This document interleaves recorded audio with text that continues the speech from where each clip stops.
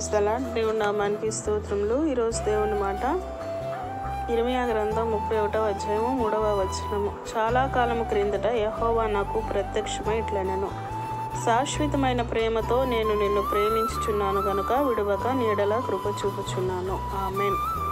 పరిశుద్ధుడైన మా దేవా, మీరు ఇచ్చినటువంటి శుభదినాన్ని బట్టి స్తోత్రములు నాయన.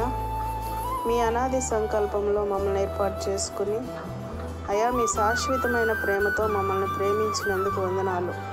పలుమార్లు మేము తప్పిపోయినప్పటికీ కూడా నాయన మీరు మమ్మల్ని విడవక నాయన మీరు చూపిన కృపా వాత్సల్యతకై స్తోత్రములు నాయన.